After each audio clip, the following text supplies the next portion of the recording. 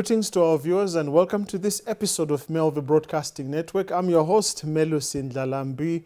Very pleased to let you know that as MelVee Broadcasting Network, we really value your support. For those who have joined this channel and you're supporting us with resources to help us do a little bit more programs, we really appreciate it and thank you so much.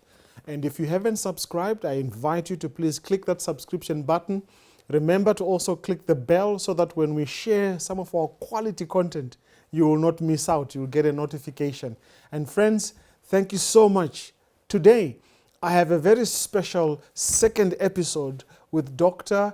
and Mfundisi, Dr. Mabel Radebe-Rapitsi and Mfundisi Phines Rapitsi. They shared with us a beautiful life testimony of your journey. We've just tagged it on the top there. Please go watch that first episode. Learn how they have walked this journey of many, many decades, losing loved ones, having to raise up children in a blended family, the challenges and some of the lessons they have learned along the way. You don't want to miss that testimony. So I challenge you, please just look at that link. We've tagged it up there. You'll be able to enjoy that episode. But for now, I want to spend a bit of time, 30 minutes or so with them, talking about some of the major challenges of family life. You and I would know, my friends, the day we said we do, we didn't say we'd do to the challenges, but they will come anyway. So greetings and welcome to this program. Thank you very much. Thank you for inviting us. Yes, it's a privilege for me to have you. Yeah, you see, when I see you, I see grace and the glory of God. Okay, thank you so much. Thank you. That's all I see. And I can only say God is good. Yes, thank you. So, Mfundisi and Dr. Mabel, we were talking before this set and we outlined about 7 key challenges. And so to our viewers out there, we want to share with you 7 key challenges that marriages face. And when we talk about marriage, we're talking about God's idea, God's concept of how this universe must be populated and how it must be run by families. We've just come out of COVID-19, where all the institutions of the world came to a standstill. Only one was left functioning, which is the family. But this family is facing a lot of challenges. So Mfundisi, maybe let me start with you as a marriage officer. Paint a picture of marriage, its joys and its challenges. When you hear marriage as a marriage officer, what do you tell people about marriage? I can tell you this one thing, that marriage emanates from God himself in the beginning. It's not a man-made institution. It was established by God. I do not know how did he bless it. The Bible says he blessed the very first couple, Adam and Eve in the garden. And he blessed them. Whether he laid hands, I don't know. Okay. But it was blessed and declared that they should increase and multiply. And the reason why we have marriage institution intact today, it is due to the blessings that God has done it. Lots of good things in marriage relations. Yes. The first picture that I want to paint out of wedlock, which is so divine and honorable, is the bearing of children. Wow. Reproduction. Yes. Am I right? Yes, yes. Yeah. That is a miracle. If you have never experienced miracle in this life, look at the birth processes. A new life comes out. Yes. And you look at how the child has been taken, it's been welcomed by the couple, how much time they spend to make sure that this new life should thrive and grow from infancy to adulthood. And you look at what goes with it, the teaching that has to come spontaneously. Some is, of course, now we're talking about parenting here. Yes. Now, I'm excited about that because I come from there. Yes, yes. It's not easy, but you don't have to go to school as to how best to handle this. Yes, we live in this era of education and technology. You guys in the technological era, Yeah. You have so much at hand. Yeah. The other part of it, which is not very good, is that there are so many teachers out there. Okay. Technology itself has taken the space of parenting. That's true. And the teaching that, the basic teachings that parents has to share Yeah. with children, it's no longer valid. And that's the reason why we need to look into it Yes. and go back to the Eden Yes. model of, Yes. of growing these families so that they become useful and be connected with God. Now, this is the miracle that I would love to share, to say, don't overlook it, and look miracles elsewhere. Yes. On other issues that happen. Marriage itself is a miracle. It's a miracle. Yeah. In fact, I think the Bible also talks about things that are a wonder and a mystery to God. Yes. And he says it's the way of a young man with a damsel. Yes. I think there's a verse that says that. Yeah. God wonders when he looks at a young man chasing after a young girl and Yeah. looking for love and courtship and all this. Correct. And you're quite right, Mfundis. When my son was born, my world changed. Yes. My life experience changed because suddenly there's this young little Melusi out there that looks like me, that's actually waiting for my love and my provision. Yeah. And so I love the picture you painted because I can identify with what you've just said. Yeah. The other negative picture that Yes. goes with it Yeah. is the evolving or the changes that are coming through. Our children are terribly challenged in as far as social life, in the spaces where they are socializing. You talk of drugs. All right. Children, it's not this drug addiction. It's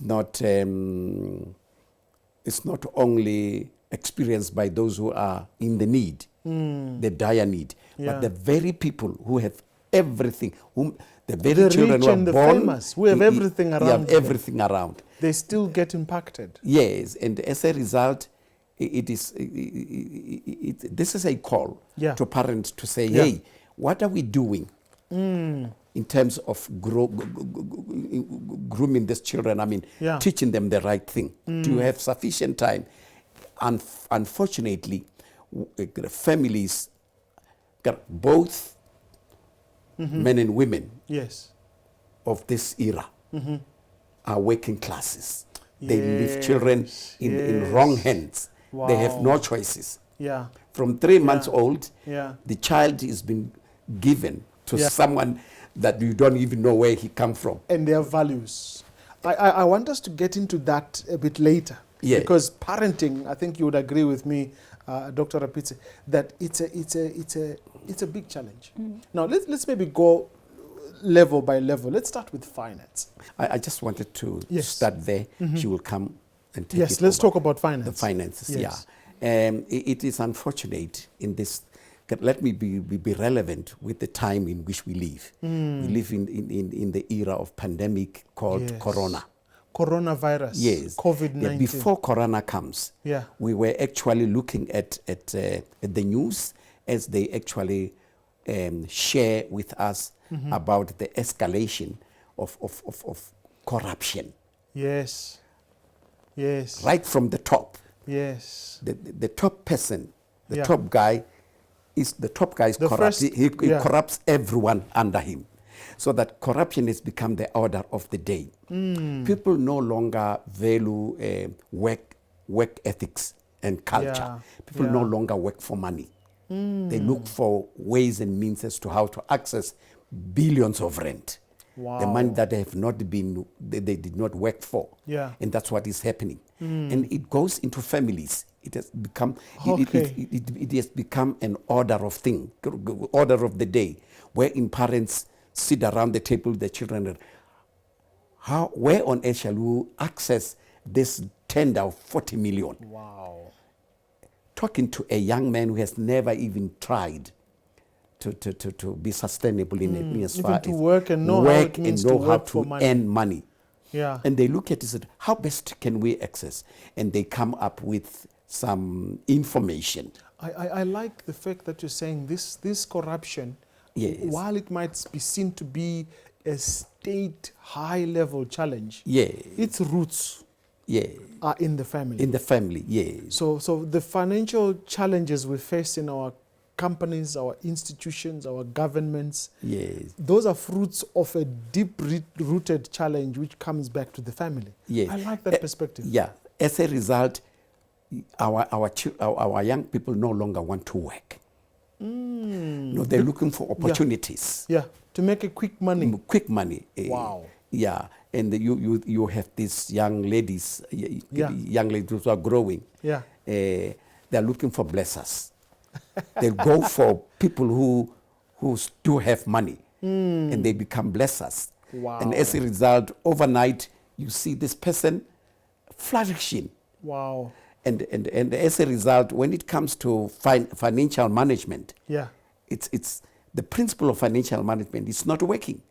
Okay. It's no longer working. Okay, yes. It's not valued. And now I am saying, for us to be blessed by God, let us love, let us create the need for working culture, Yes. so that we live by what, We by the earn. sweat of Yes. our brows. Because that's the commandment of God. Yes. You shall work and live from the sweat of your brow. Yeah. Now Yes. let's move a little bit. I want to say this one and give it to her. Say you are not there in that space of the tendering and all that, and you are working hard for the income. How do you manage What you have. the meager salary, whatever, Yes. what you have? The key thing is here it has got to be an education in every family, wherein you learn to budget. Yes, yes. Put the little you amass wherever you receive, wherever you are, and she has to come with whatever she has earned, and it should be a monthly or weekly, a monthly or weekly conference, small conference in the family, wherein you have these younger ones sitting around the table. You bring it as is. Closed envelope, brother. You don't open it. And give it to this lady. Can you open? Yes. And she knows it will fluctuate, of course. The other month will be higher, depending on what you are doing. She has got to do the same thing. All right. And you do the budgeting, all of you. So that these children should know how much is left. Budgeting is key. People no longer budget. Because you are working and she is working, she feels she has got the right to control her finances. Wow. Her way, her own way. Wow. And you feel, no. So long as she is working, Yes. you cannot take control, responsibility, full responsibility. And yet, she was not supposed to be working under normal circumstances.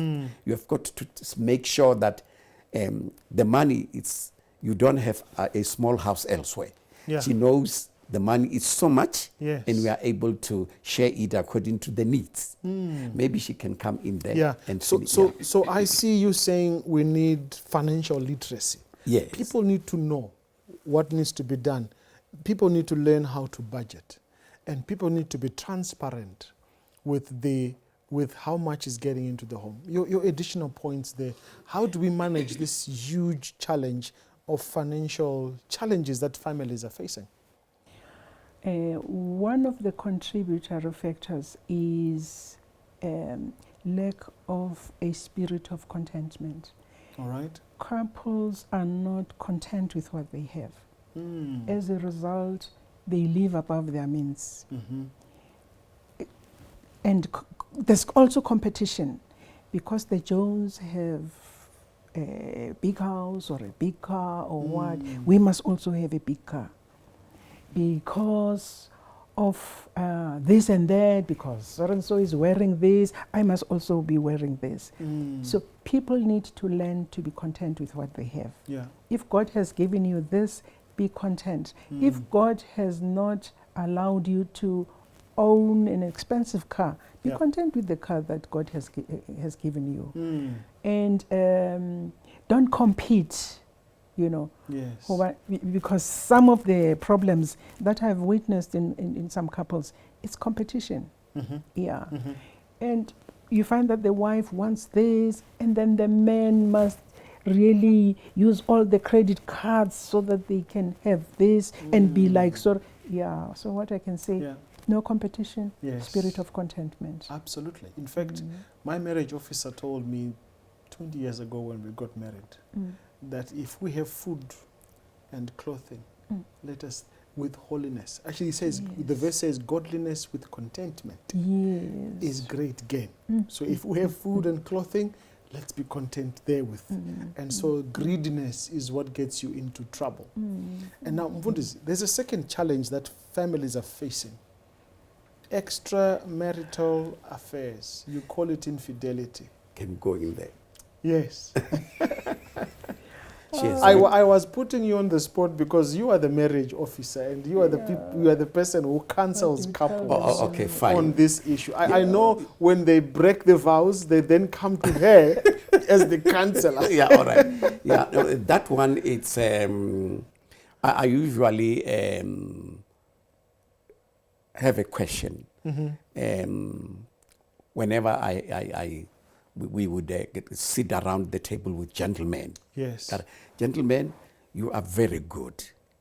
Adventist men, you are very good. Okay. When it comes to preaching, you even fight over that. All right. We thank you so much that you are able to even bring, support the church by your tithe and offerings. We are very excited that you come to church every Sabbath. You make sure that there's church. Smartly dressed. And certainly smartly dressed. Yes. But what about the moral? Your moral behavior. What has gone wrong there? Wow. Because you would be bringing an elder here who has messed up with another girl or a woman who is married. Why is it that your zips are easily opened and loose? Why? What has gone wrong? And I do know that the devil would not tempt you with alcohol or smoking and so forth. Yes. But when it comes to this issue of dress, this issue of women, let's be open enough to talk about it. What has gone wrong? Yeah. The gentlemen do not have answers. There are two things that they mention. One, okay, our women are not dressing well. Okay. Yeah, and so they are blaming the women. Yeah, gentlemen see, and things happen. Okay. The short skirts. So they see, they want. Yeah, the short skirts. They even open their breasts. And that's one other thing. What do you want us to do? Because we are alive. They are advertising. Yeah, so they the are men are saying advertising, we are buying what's advertised. Yeah, that's the thing, number one. And number two, it is not always we as gentlemen who initiate. Okay. They do initiate. They have a way of doing it. And then I would say this is a blaming game. Okay. You are shifting this. If this is what your temptation, how best can we navigate around But that? Muruti, you would remember, you are a man of the book. When God said, Adam, where are you? He said, I heard your voice and I hid. Yes. And God said, I hid because, he said, I heard your voice, I hid because I was naked. Yeah. God asked him, who told you that you are naked? Yes. And then what did he do? The woman. Yes. So it looks like that blame game is continuing. Yeah. Because men are now saying it's these women. It's these women, the way they are dressing. Yeah. When are we going to be accountable to say we are the ones who can't hold back? Our morals are loose. Yeah, correct. One other thing that I have learned is the lifestyle when it comes to food stuff. Okay. The gentlemen eat junk food. Your braai, and all these other things. Yes. Yeah. They are actually messing Our hormones up by actually eating everything that they come across. Particularly when it comes to food stuff, it contributes to this. Yes. And it's not only gentlemen who are actually morally or immoral. Women are also immoral. Yeah. They would come to me as a pastor, this gentleman don't satisfy me. What is it that, no, I'm not satisfied by this gentleman. So, and that's the reason why I fall prey to this infidelity. I find myself under someone's hands because this one, it's not doing the work we're supposed to do. And all that, they are both very much responsible. Yeah. In as far as immorality is concerned. Yes. All right. And as a result, children copies it. Yeah, it runs in the blood. Yeah, I think that's what that we. At the end of the day, you find yourself dealing with these issues of divorce or separation. Yeah. This is the core problem that causes separation and divorce. Absolutely, it's And one of the biggest unfortunately, it challenges, happens within the pastorate circles. Yeah. Because young people would say, but the pastor is doing it. So the elder is doing it. The elder is doing it, yeah. And yet we have got message here, health message. And that is the cure that we have. Health message. Look at what it's put in the pot and check that. Yes. Yeah. Because it has an indirect implication. Correct. On our behaviors and the like. Infidelity. Dr. Rapitsi, your take, infidelity, extramarital affairs. You've written a book on this one. Yes. So tell us a little bit from your experience, your thoughts. What are the issues? What are the possible solutions we could have to this? Yes, I have found that of all the problems that contribute to divorce, infidelity is part of it. Okay. And of all the problems that couples have, there is some element of infidelity along strand the way. that links to that. Yes. So what do we mean by infidelity is to have a committed relationship outside marriage. Okay. A secret relationship outside marriage. And that relationship may be emotional only, or it may be emotional and sexual. So some people, when their relationship is only emotional, they don't believe it's infidelity. Okay. It's infidelity because no, it can't be infidelity because I'm not sleeping with that person. Okay. All right. Yet if one is emotionally involved with the other person, in other words, you take all your emotional investment that should be in the family, in the marriage, you take it to another person emotionally. It's already infidelity. Yeah. And emotional infidelity is also characterized by secrecy. Once there's a lot of secrecy in this relationship, then you must be aware that you are already having an affair. So what is bad with it is that it wounds the other person. It's just wounding. It's wounding. Women are mostly devastated by that because generally people who are more involved in affairs, infidelity, are men. Yeah, but as Maruti is saying, a lot of women are now involved. In fact, there's been such a big change, that an alarming change where you see a lot of young women normalizing it. Yet it was very rare for women to really normalize it. Now, there are many reasons why people get into relationships. Actually, an affair, you find that it's a culmination of other problems, build-up of other problems. When people don't attend to those problems, they manifest. Eventually, one partner becomes vulnerable and ends up in a relationship. Like, for instance, if the emotional needs of a spouse, or if you don't meet each other's emotional needs, and then another spouse becomes vulnerable. So when there are situations, and then the person will find himself in an affair, not really intending, and at times unconsciously, and only to sober up later. Hey, how did I get into this?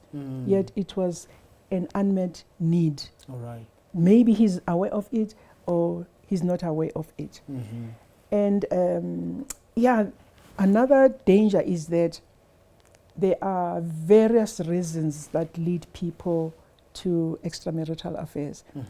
And they should not be used to normalize this and to make it correct. Yeah. If the woman is tempting you with whatever, that does not give you a right to do something wrong. Yeah. Remember, as a Christian, the Bible forbids it. Yes. If you are married, when you are involved in an extramarital affair, it's adultery. You're committing adultery. Yeah. So whatever the reason, it doesn't give you, it doesn't allow you to break a commandment. Yeah. What's the point of being a Seventh-day Adventist? You worship on Sabbath, you keep the Sabbath, yet there's another commandment that you are breaking. Yeah. The reasons that people are giving are things that they should attend to. Absolutely. If there's a problem of communication, and when at work this person is communicating well, is affirming you, is doing that, attend to that, and not use a relationship as a vehicle of solving problems. The fact that it's harming a spouse, it just shows that it is not good. Yes. It is not good for the marriage itself. It is not good even for the children. And in some instances, it even leads to divorce. Yeah. Men are said to be more involved in infidelity. But unfortunately, there are the people who cannot stand it. They just cannot stand it. They find it difficult to cope with a woman who is unfaithful. A lot of them, they just decide they want to move out of marriage. Whilst women have to cope with this, forgive and move on, So what needs to be done is that marriage preparation is very important. Yeah. It's very important. And in preparation, they need to know that extramarital affair is not correct. And biblically, it is not allowed. Yeah. And it is wounding to the very person that you say you love. It is very wounding. And it takes time to heal. Yeah. And it may even sacrifice the marriage itself. They need to know that before, so that they become very cautious. Yeah. Some people just get into marriage and then they see people with affairs and then they think it's normal. And then they say, no, I'm not having an affair. But some other time, then they feel they have a right to have an affair. So premarital counseling is very important, and it will help them deal with the problems that deal with the problems that lead them To that. Exactly. Like, for instance, some men have a problem. Very faithful men who are very around midlife. Then the changes and the turmoil of that life stage make them vulnerable, vulnerable to an affair. So there are quite a number of men who begin to be mischievous around 40. And people tend to wonder what's happening, because this person was an angel, very faithful, and who used to rebuke people who. Now what's happening? They just couldn't deal with the challenges of that stage of development. Yeah. And then they became vulnerable and succumbed to that. So preparation helps them know about all those things, so that when the time comes, a person is able to say, hey, why am I now tempted? Why am I thinking, how old am I? Could this be midlife or what? Yeah. And then the person can rebuke himself or rebuke Absolutely. herself. Absolutely. Thank you so much for that detailed analysis. And I think it's one of the top reasons why most marriages end in divorce. And I like the statement you said that it leads to, but not necessarily because there is still room for forgiveness. Yes. And that is yes, such an yes, important process as well. yes. And of course, forgiveness doesn't take away the pain. Mm. The wounding remains active and the pain remains active. Now, let's move on and talk about another challenge that we have here, parenting.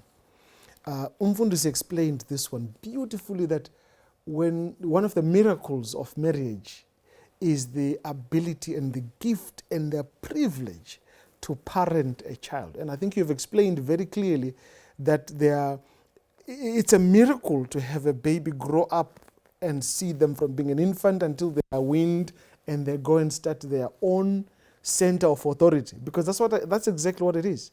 You are preparing this little one so that they can also go and establish their own center of authority. I always tell my children, I grew up in my parents' house like you are right now.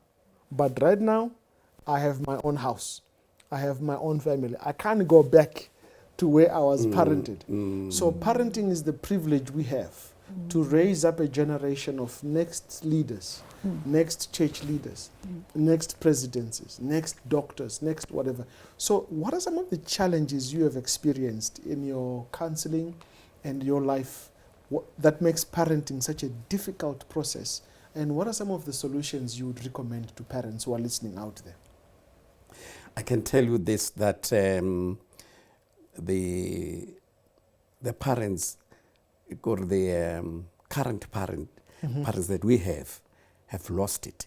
Okay. They compete with their children. For instance, a 40-year-old woman who happened to give birth to a daughter, a child, a girl child.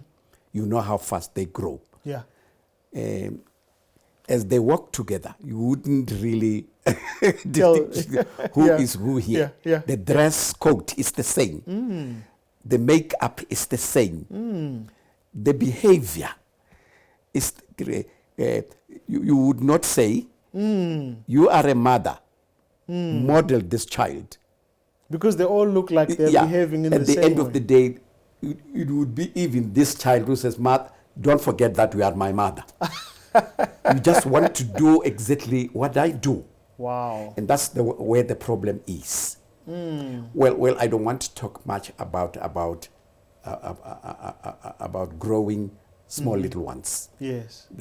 My wife can be very effective on explaining that. All right. Because here, that's where the parenting happens, but it's unfortunately even there. All right. These girls who are actually a working class professionals abdicate that responsibility. All right. Of growing their little ones. Or they would give it to a nanny or someone that would hire and be here.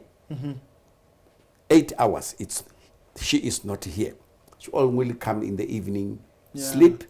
The next morning is not there. The whole month, the whole week. The child is under this particular person. What kind of child is she going to be as she grow up? Whose morals? Whose values? All that. Whose language? Yes. Whose mannerisms? Obviously, All they will that. take after the maid. Yeah, just an example.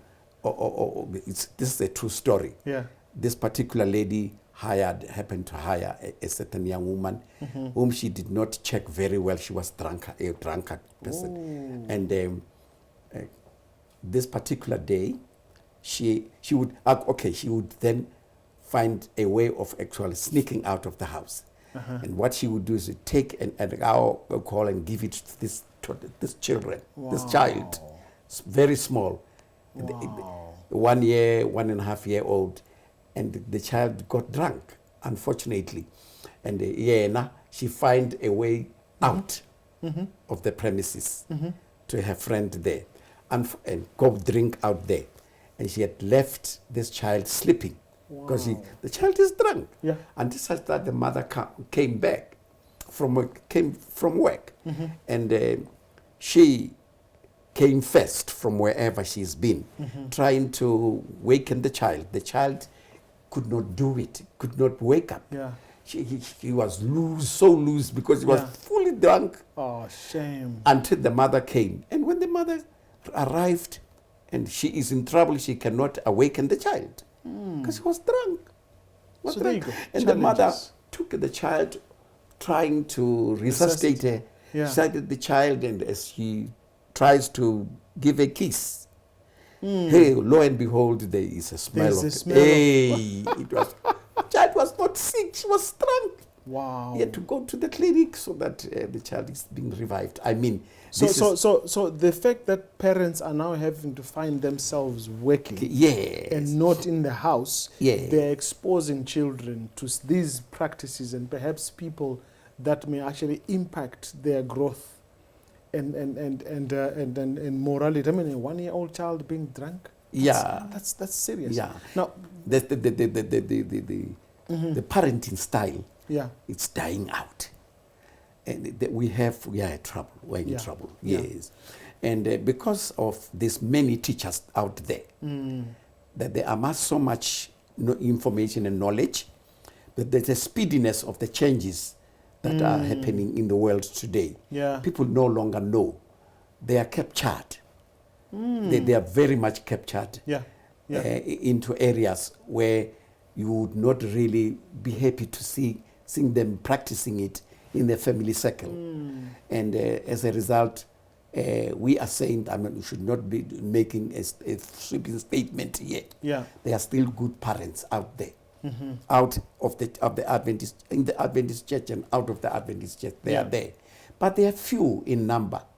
They are few, and we need to make sure. I would always, lastly, I would always say to people that I counsel, the couple that I counsel, to say, never start a family without having established a library. Okay. Buy books. Yeah. Have books, spiritual, whatever. Yeah. Science and all that. You need to create a culture of study. Yeah. So for those who do that, they are making it. So there you have it, my friends. Parenting is not an absent experience. You've got to be present. You've got to supervise it, and you've got to provide. Yes, you have to be at work, but you've got to find a way to make sure it's done properly in your house, because there are no corrections. Once things go wrong, they go wrong. Now, your words of encouragement. Parenting is a challenge. Any words you want to give us as counsel and guidance on what are the challenges and how to deal with them? I want to say, first of all, we need to remember what the Bible is saying about parenting. In Psalms 127, verse 3, it is saying children are the heritage from God. And we will be accountable for the way we manage God's property. All right. Meaning, as you have just said, parents need to take this work seriously. They have to be there. They have to do what they need to do to bring up the children. Parents have to remember that it is their duty to teach the children about God. And the Bible says, train up a child in the way he should go. Yes. So that when he is... So when we don't do our work well, at times we cause problems for ourselves. Yes. As teenagers, then they do this, they do that, then we say, hey, my children. Yet we failed to do what we needed to do when they were young. We did not do what God expects us to do. Yeah. In some homes, the fathers are no longer priests. And family worship is no longer there. And the mother might struggle on her own, but they don't...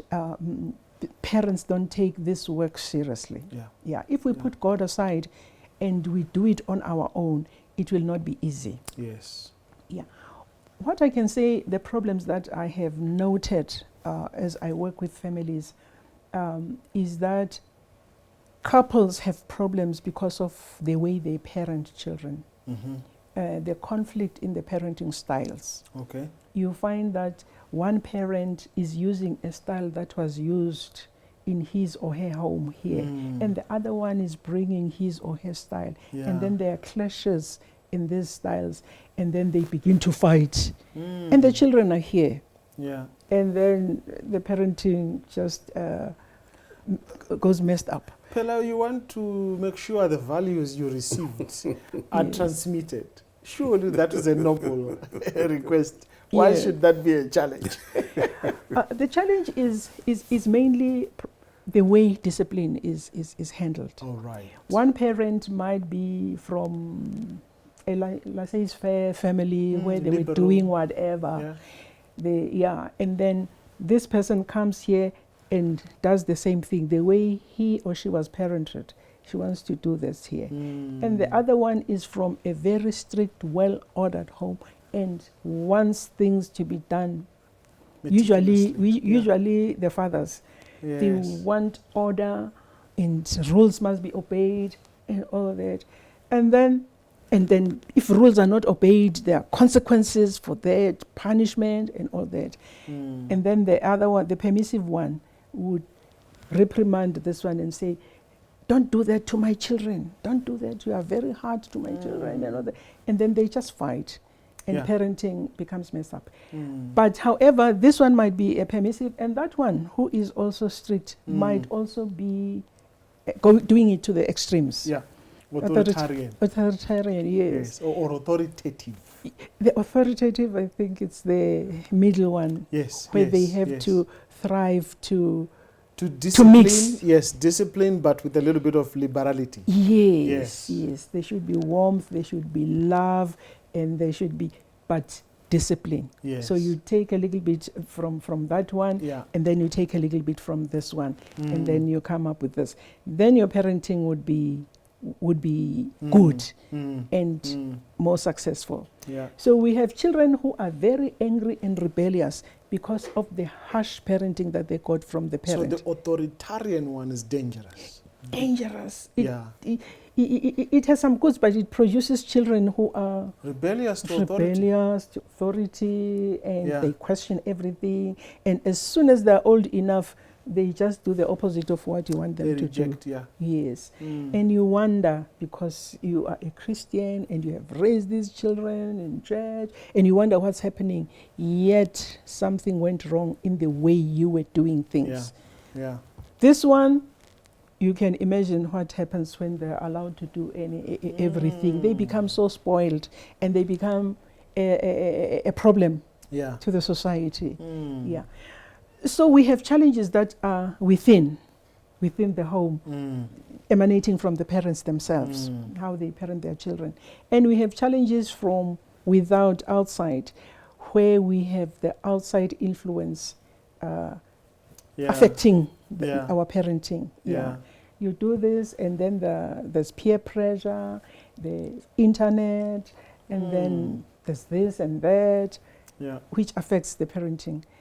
And if I come to some families where there's blended family, and you have parents here and there's a parent out there, that parent may interfere with your parenting. Exactly. You have values, you have this, the other parent says, no, don't do those things. They want you to do that. Forget. And then when the child comes back, the child is different. So that often becomes a challenge for parents. Exactly. Yes. Now, we want to talk about the last four, because these ones are very critical to me. I think critical there is the issue of communication, is the issue of you will not remain in your honeymoon stage for your marriage. You grow up to become an old. I mean, look at me, I'm younger. You guys are much older than me. So our marriages can't run the same way at the same stage. And I can see it even 20 years into my marriage, I'm no longer running the family the way we did 20 years ago. There's issues of divorce, there's blended families. But let's talk about communication. What are the challenges of communication in the marriage? Communication, more often it's a foundation of many other problems. Okay. Yes. Like financial problems, you find that you can trace them to poor communication. All right. Affairs, you trace them to poor communication. A lot of problems in marriage, you can trace them to poor communication. And with communication is that people, they don't communicate. Yes. Instead, they talk to each other. Okay. Yeah.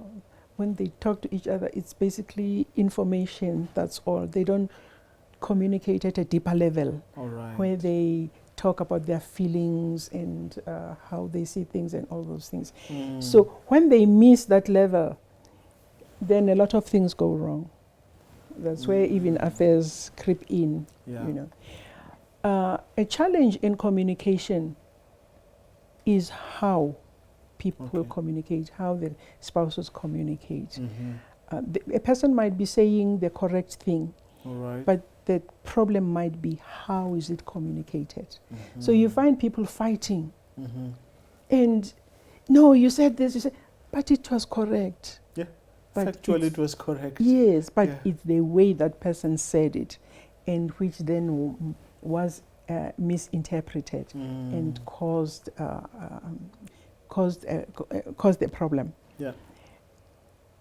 People need to learn how to communicate, Mhm. especially when it comes to conflict, Yes. when they resolve conflict. Mm. Because if they don't know how to communicate, either the other party would talk down on the other one, and they would wound each other in the process because of the way they communicate. It is often said that good communication, especially when you deal with issues at home, conflict, or seeing things differently, Yeah. it's better to use the I message, Okay. the I message, as opposed to the you message, Mm. because you are avoiding the type of communication that sounds attacking. Yeah, because- it's when you're pointing, you. Yes, Yes. yes, it sounds attacking, Mm. and it will make the other person defensive, That's true. and then communication would then go haywire. Yeah. Meanwhile, these people are just talking about a straightforward thing, but they end up losing each other along the process because of the style of communication. When you use you, as you're saying, you, it sounds blaming. It sounds blaming. We often say it's a war language. Yeah. Yeah. Yeah. And the I message is softer. Is softer. You basically say, when this happens, you own your feelings. Yeah. You own everything. When this happens, I feel this way. I would prefer this, you know. Yeah. So there are a lot of things here that needs polishing Yeah. in communication for the couples to really enjoy their relationship. You see, I know all species communicate, but God gave us this beautiful gift of words. Yes. And the Bible says, out of the words, there's life and death. Yes. Yes. And I've yes. since discovered that words are actually an electric current that when I say them here, they impact on how you feel. Yes. So there's power to bless and power to curse in the tongue. Yes. And you are a theologian, so these things you would know them very well. So how we use that little member determines how our families, our marriages would go in the future. And so Let me just add something. Mhm. Listening is also very important. It's Right. part of communication. And Yes. for some couples, they experience communication problems because one partner is just not listening. Yeah. Whilst the other one is talking, he's busy thinking what to say next. And then Yeah. saying Yeah. this. And then this other one will feel not listened to. Yeah. And then unhappiness sets in. Mhm. Out of the blue, then there's unhappiness. Out of the blue, it's because of You are blocking each other. yes, Yes. this person is not listening. You know. And people who are more often having that problem, listening, a problem of not Yeah. listening well, are men. Mm. Yeah, they often say their listening span is short. So you must always be brief and to the point. Yeah. Otherwise, the They mind lose moves. it. Yeah. Yeah. So otherwise, he'll cut you short, and because he has heard what you want to say, Before you even say it. you even say it. And because women are very verbal, they Yeah. take long to communicate, Yeah. and they create a problem for this one. Yeah. And this one will, airtime is finished now. Whilst you are busy talking, the airtime is finished, it's no It's longer moved there. on. And then it's problems of communication. Then people Yeah. are angry in the house. But this same man was willing to listen when he was courting this woman and wait for the answer. But now that he has pounced, he has got his reward, he no longer listens. It's very interesting. It's very quite Yeah. interesting. Now, One thing in passing, just before you close, Yeah. this is the experience emanating from the church. Mm-hmm. I'm talking of the church board here. All right. And these are Christians, by the way. They know they should not be harboring some unfounded information. And we are actually trying our best to make sure that our members don't just harbor ill feeling against each other based on the hearsay or things that cannot be Yeah. they are not founded. Yes. Yes. So that that's the type of problems we have. But in the communication. context of marriage, I guess the principle is you never gossip or you never talk about your partner or spouse to a third party. Never. It's a Okay. no-no. I think for our viewers out there, that's a no-no. Yeah. That's a vow you have said because you're talking about yourself. Yeah. When you're saying, I'm talking about this woman who Yeah. did this to me, Yeah. you're actually talking about yourself because you're the sum total of your choices. Yes. This is about you. Thank you so much. Mfundisi, let's move on to life stages. Marriages start on the honeymoon phase and they go through a cycle. And I would like both of you maybe to share with us. I've never been in this age. One day I will be your age if I live long enough. How can I prepare my marriage from day one until the day I die? What are some of the do's and don'ts that I should look into as I go through these changes in my life? Yeah, as far as I am concerned and the experience I had gone through, Yeah.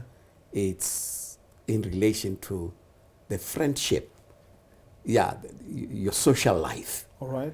Where do you love to be socializing? With who? And I am referring to friends that you have chosen Okay. to live around you. And are these friends manageable? And that's the lifestyle. It's Yeah. where your lifestyle is being created. Yeah. It cannot be that if you give a full attention to these friends that you have and make it at the end of the day at home. You will always have conflicts, right, at home because you have to choose between your spouse. So Mfundisi, you're saying, is it good to have friends that take me everywhere, or should I limit my friends in marriage? That's what I'm talking about. First Yeah. and foremost, choose Okay. friends who matters. People who are progressive, you choose people Yeah. within the scope of life. Have people whom you have a background Okay. in terms of life. Where do they come from? From the family background. All right. What is it that you can learn from these friends? Then you establish friendship. You don't have this one and dump. The next time you are with this one and dump, you cannot make it well All right. within the family. I see. The parent, the wife would not know exactly who are your friend. The friend in need is a friend indeed. That's basic. Yeah. If you have a friend who is very, very careless in spending money, Yeah. you will be like that. Yeah. A person who just create a scenario Yeah. where you have to run even when we are against it because he's a friend. Yeah. It's a danger. In fact, that's your why growth, yes. that's why we say, show me your friends, I'll tell your character. Correct. So as you grow your marriage and your years, your friends can say a lot about the type of marriage Correct. you have. And I like the analogy I read in one of the books, or was it a video I watched, that says, if you have friends that don't fear the Lord, Yeah. it's like swimming against the tide in the waters. It will always sweep you down the stream. Exactly. But if you have friends that fear the Lord and look up to your well-being, it's like being in a canoe and swimming upstream. When you get tired of paddling, they will paddle for you. Correct. So that's beautiful about friendship. But Dr. Rapitsi, let's talk about divorce as one of the major challenges of marriages. How do we navigate this space, or how do we avoid divorce and keep our marriages happy? Divorce is not a desirable thing. It's not good for everybody. It's not good for the couple. It's not good for the children. It's not good for the society, and the church as well. I wish you could say that even more louder. It's not good for you. It's not good for your children, for your wife, for your family, for your community, for your church. God even says, "I hate." Yes. Yeah, God hates. Yes. Yeah. But it happens. So what is important, I think, it's just to have that attitude of knowing that it is not good. Yeah. So that when you encounter serious problems, it should not be an option. For some people, it's just an option. If this happens, then I divorce. If this happens, then I divorce. They are not ready to face challenges. It is just a shortcut. You know? Yeah.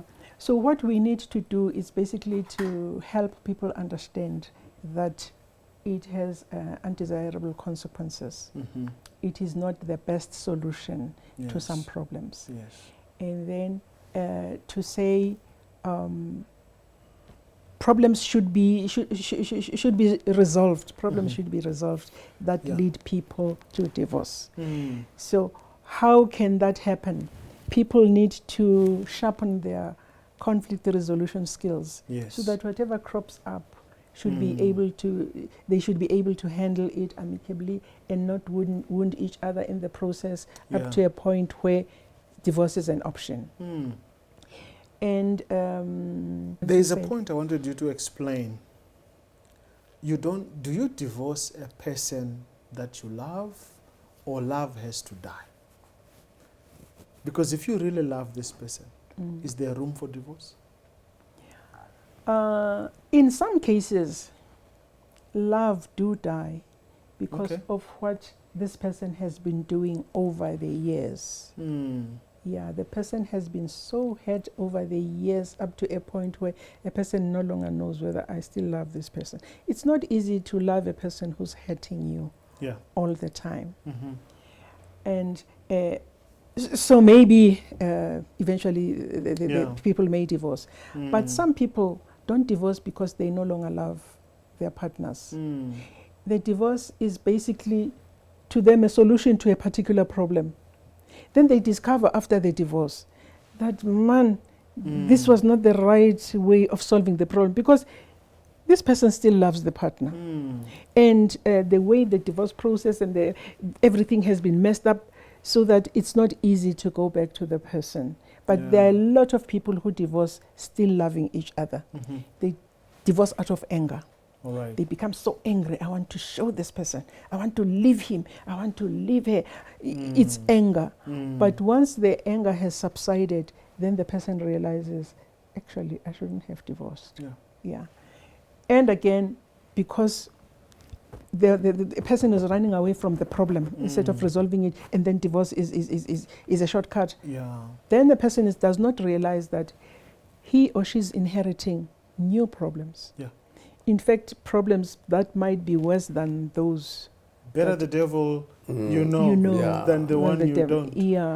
So it's something that has to be considered or to be done cautiously. Sparingly, because God says He only allowed it because of our stiff-neckedness. That we are not people who are easily taught. And we're not forgiving people. We are very harsh and hard. And so we go through this thing thinking it's a solution. But in fact, statistics has shown that those who divorce for the first time, even when they get married, chances of them staying in that marriage is very small. And you end up moving to many, many others. But I want us to bring this show to a close by talking about blended families. Because after the divorce, you still perhaps divorce is one of the reasons, but also maybe because you've got your own children from before, you end up getting into a marriage coming with your children. How does that become a challenge? And I know you shared with us in your testimony how you have managed to bring this together. So maybe talk us through blended families as a challenge, but an opportunity to build a very unique style of families. I have met some people who are planning to get married. They love each other and arrangements are made, but then when they discuss their future, and they come to the children, then, everything becomes sour. Yeah. Everything becomes sour. Yeah. Because one partner is not ready to. I'm talking about those who have never married. Yeah, they're first time couples. Yeah.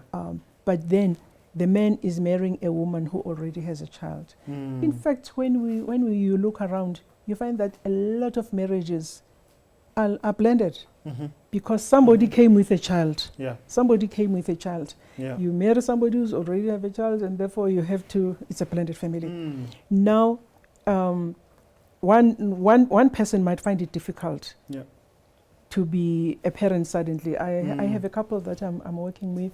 The man does not want this child. He said, I'm young. I don't have a child. I've never parented a child. Now suddenly, I have to be a father to a 5-year-old. No. So he's in a quandary. He does not know what to do, but he loves the woman. He loves the There's woman. an African statement that says, I think you find it in the Shonas, when you pull a branch of a tree, you pull it with its leaves. Yes. Meaning when you get this woman, Yes. you are getting her with everything that she has. Yes. Now, we're running out of time, but I want us to bring this to a close. And I'm tempted to ask you, Murut, to give us your spiritual counsel. All these challenges we've looked at: finance, extramarital affairs, infidelity, parenting, communication, life stages, and friendships along the way, divorce, and then blended family. What is the word of the Lord to families who are facing challenges out there? You go to Ephesians chapter 5. You remember that one? Yes. It speaks about there is analogy there when it comes to relationship, because that's key. Yeah. You marry for those who are married. You marry for a wrong reason. If you have not